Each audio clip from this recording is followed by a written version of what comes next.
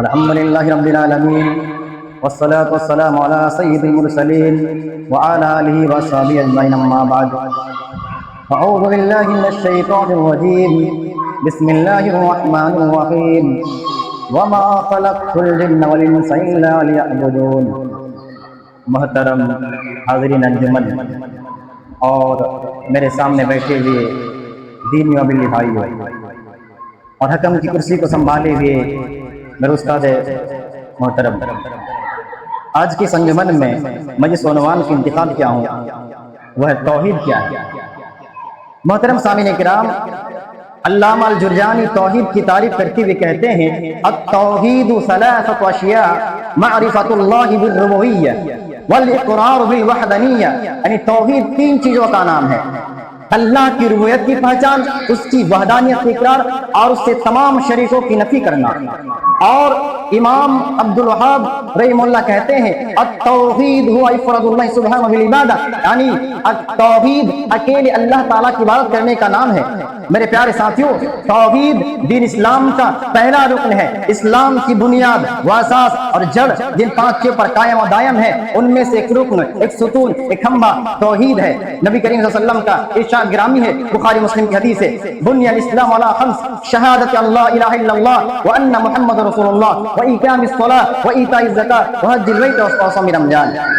اسلام کی بنیاد پانچ چیزوں پر قائم ہے: اس بات کی گواہی دینا کہ اللہ کے سوا کوئی معبود برحق نہیں اور محمد صلی اللہ علیہ وسلم اللہ کے رسول ہیں، نماز قائم کرنا، زکوٰۃ ادا کرنا، بیت اللہ حج کرنا اور رمضان کے روزے رکھنا.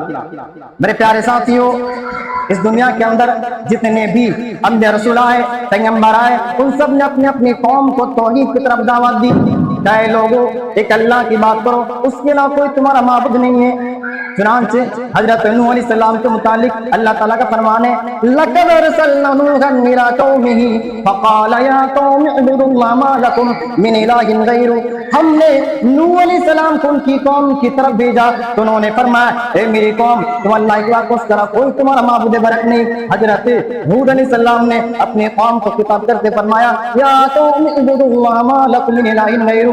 یہی بات حضرت صالح علیہ السلام نے فرمائی یا قوم اعبدوا اللَّهَ مَا لَكُمْ مِنْ إِلَٰهٍ غَيْرُهُ. میرے پیارے ساتھیوں، اللہ تبارک و تعالیٰ قرآن مجید کے اندر اہل کتاب کو خطاب کرتے ہوئے ارشاد فرماتا ہے قُلْ يَا أَهْلَ الْكِتَابِ تَعَالَوْا إِلَىٰ كَلِمَةٍ سَوَاءٍ بَيْنَنَا وَبَيْنَكُمْ أَلَّا نَعْبُدَ إِلَّا اللَّهَ وَلَا نُشْرِكَ بِهِ شَيْئًا.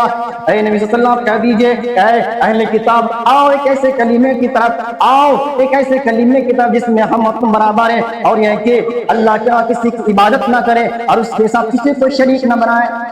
اس آیت میں مخاطب یہود و نصارہ اور عام لوگ ہیں.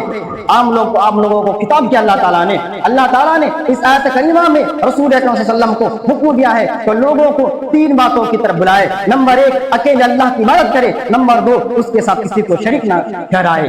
نمبر تین، اللہ کی شریعت کو چھوڑ کر انسانوں کے بنائے ہوئے قانون، ان کی تحلیل و تحریم کے حکام کو نہ مانے. میرے پیارے ساتھیوں، ہم اور آپ ہر نماز میں قرآن مجید کی یہ آیت کریمہ تلاوت کرتے ہیں ایاک نعبد و ایاک نستعین، کہ ہم تیری ہی بات کرتے ہیں اور تجھی سے مدد مانگتے ہیں. اسی کا نام تو توحید ہے کہ عبادت و بندگی صرف اللہ تعالیٰ کی جائے، اس کے علاوہ کسی کی عبادت نہ کی جائے، اور مشکلات کے وقت، پریشانی کے وقت، تکلیف کے وقت صرف اللہ تعالیٰ سے مدد مانگی جائے. سیدنا ابو العباس عبداللہ بن عباس رضی اللہ عنہ سے روایت ہے، وہ کہتے ہیں کہ میں نبی کریم صلی اللہ علیہ وسلم کے پیچھے تھا تو آپ نے فرمایا کہ یا غلام انی اعلمک کلمات احفظ اللہ فضلک احفظ اللہ تجدہ تجاہک. اے لڑکے، میں تمہیں چند مفید باتیں بتاتا ہوں تو اللہ تعالیٰ کے احکام کی حفاظت کر، یعنی اس کے احکام کی پابندی کر، اللہ تعالیٰ تمہاری حفاظت کرے گا.